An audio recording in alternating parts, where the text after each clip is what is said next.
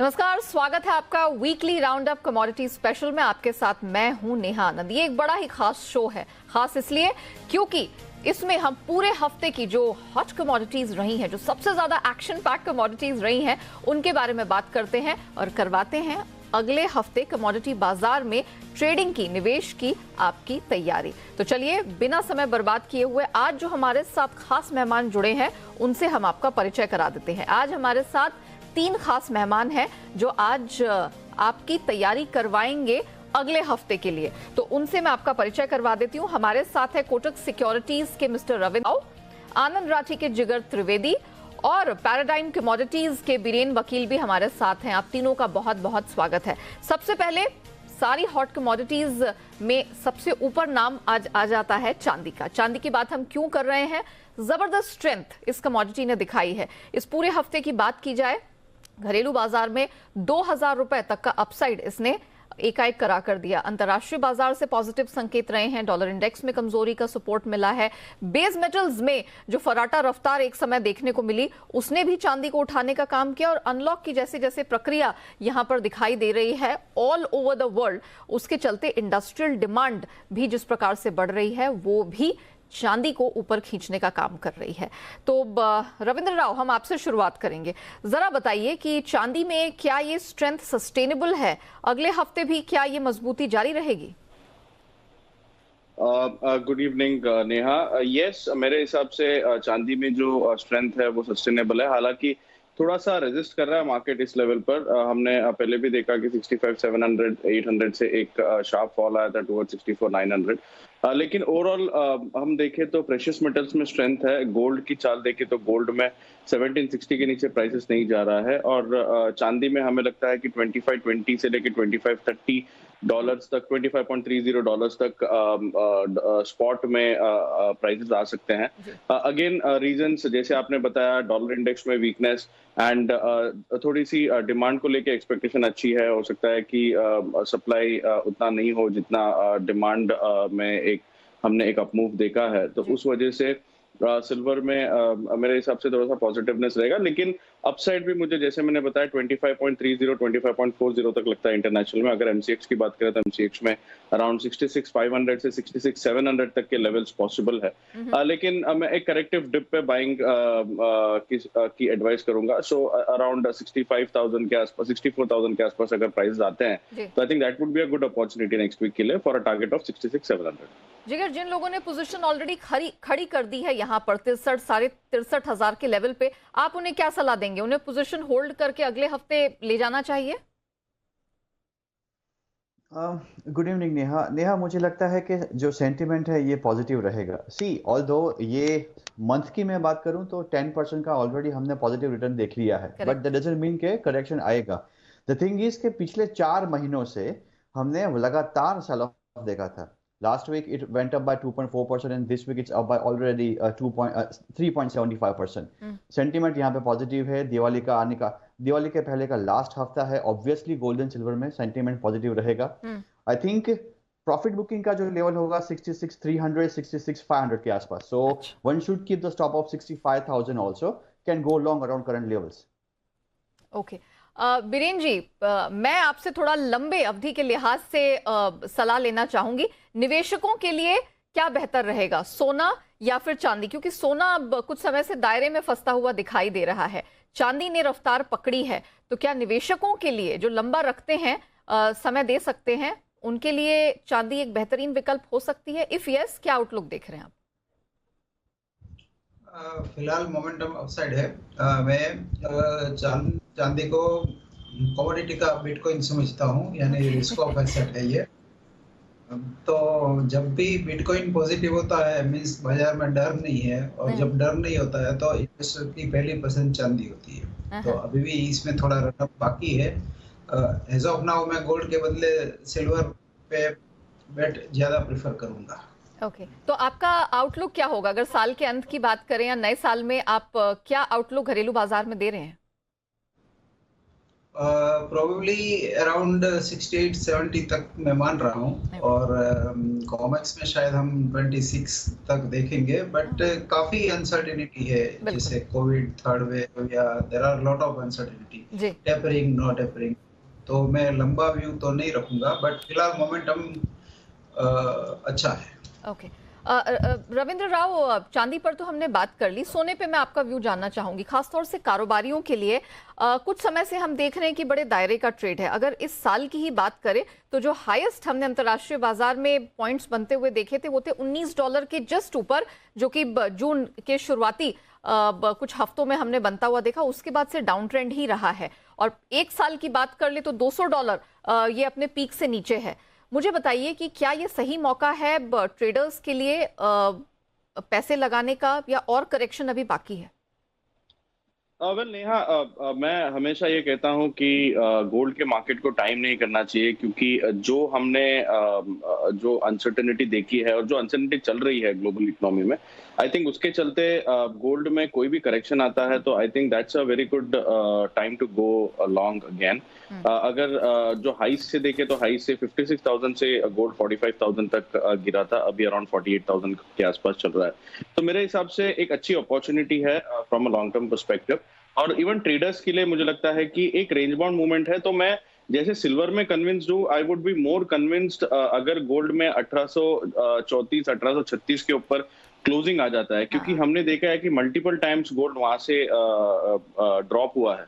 तो मेरे हिसाब से उसके ऊपर जाता है तो मैं थोड़ा सा कन्विंस रहूंगा, लेकिन ये प्राइस भी अट्रैक्टिव है। आई वुड से कि थोड़ा थोड़ा एक्यूमुलेट करना चाहिए, और 1834 1836 के ऊपर अगर निकल जाता है तो I think that would be the ultimate upside. वहां से फिर 1920 जो आपने बताया 1920 1926 तक जा सकता है प्राइसेस। तो मेरे हिसाब से ये लेवल्स भी अच्छे हैं, बट स्टैगर्ड बाइंग करना बेटर होगा, क्योंकि थोड़ा सा अभी भी एक रेंज बाउंड मूवमेंट है because of the dollar, choppy dollar index. बिल्कुल जिगर, अगले हफ्ते के लिए जरा हमारे दर्शकों की तैयारी करवाए कि सोने में क्या रेंज दिखेगी और उन्हें क्या रणनीति अपना के चलना चाहिए नेक्स्ट वीक।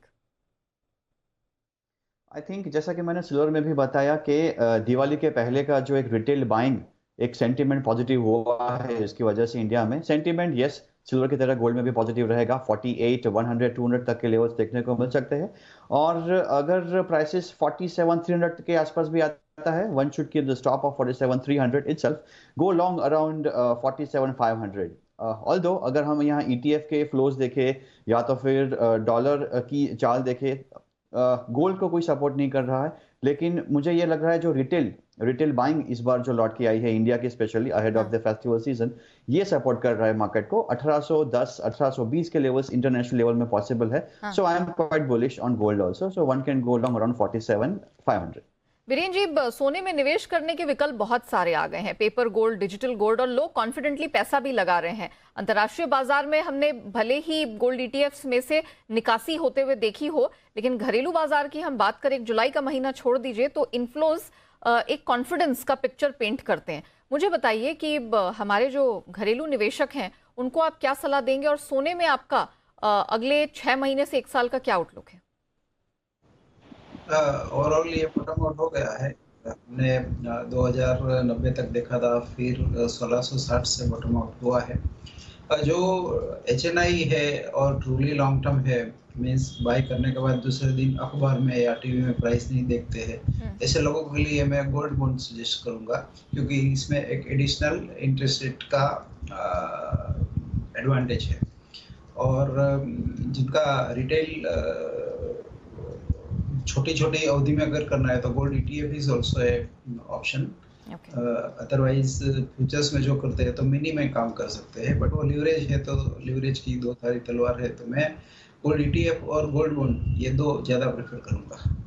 ओके, ETF और गोल्ड बॉन्ड, और इंसिडेंटली हम देख रहे हैं कि सॉवरेन गोल्ड बॉन्ड है, उसकी जो 7th सीरीज है उसकी शुरुआत सोमवार से हो रही है। तो ये बहुत ही बेहतरीन मौका है, बड़े अच्छे समय पर हम ये एक शो कर रहे हैं ताकि हमारे जो निवेशक, हमारे जो व्यूअर्स हैं और जो सोने में निवेशक हैं वो इसकी तैयारी अभी से ही कर लें। चलिए, ये तो बात कर ली हमने सोने और चांदी दोनों में पैसे लगाने की, निवेश की, कि अगले हफ्ते क्या कर सकते हैं। एक कमोडिटी है जिसकी चर्चा पूरी दुनिया कर रही है और वो है कच्चा तेल।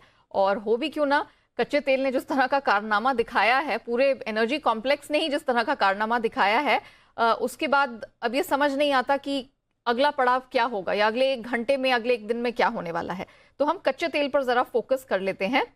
ग्लोबल डिमांड बड़ी तेजी से आई है, मांग के मुकाबले सप्लाई में कमी देखी है। अमेरिका की ही बात कर रहे हैं, कुशिंग ओक्लाहोमा की, तो यहाँ पर बड़े चौंकाने वाले फिगर्स इन्वेंट्री के निकल कर आए हैं, डराने वाले फिगर्स हैं रादर।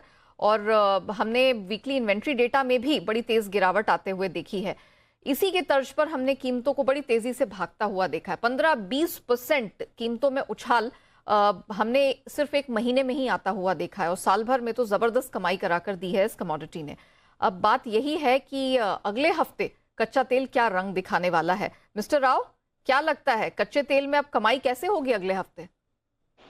नेहा, मुझे लगता है कि कच्चा तेल अभी थोड़ा सा रेजिस्ट कर रहा है ऊपरी लेवल्स पर।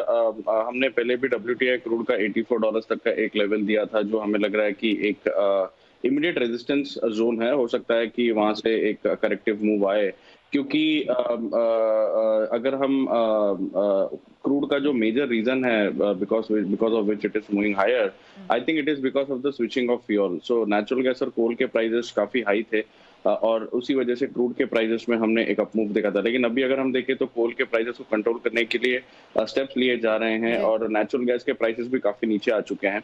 तो मेरे हिसाब से कहीं ना कहीं एक करेक्टिव मूव का पॉसिबिलिटी है इन क्रूड।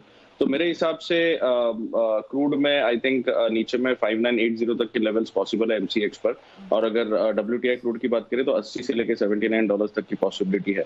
तो मेरे हिसाब से 6280 के आसपास शॉर्ट किया जा सकता है with a stop loss of 6400 और इमीडिएटली हम इसमें टारगेट ले सकते हैं 5980 का। ओके, जिन लोगों की खरीद की पोजीशन है जिगर, क्या उनको इसी हफ्ते के अंत से पहले अपनी पोजीशन वाइंड कर लेनी चाहिए?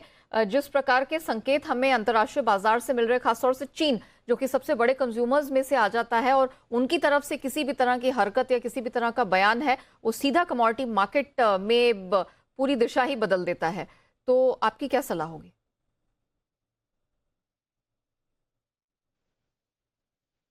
जिगर, ये सवाल आपके लिए था। ओके, चलिए, जिगर से हमारा संपर्क नहीं बन पाया, लेकिन यही सवाल बीरेन जी, अगर आप ये सवाल सुन चुके हैं तो कृपया इसका जवाब दीजिए। फिलहाल थोड़ा टॉपिश लग रहा है मार्केट और थोड़ा क्राउडेड भी है, यानी यहाँ ओवरली बुलिशनेस है, थोड़ा करेक्शन शायद आना चाहिए। और पॉलिसी मेकर्स काफी चिंतित है इन्फ्लेशन को देखते हुए, तो कोई US से भी और चाइना से भी कोई रेगुलेटरी स्टेप आएगा शायद।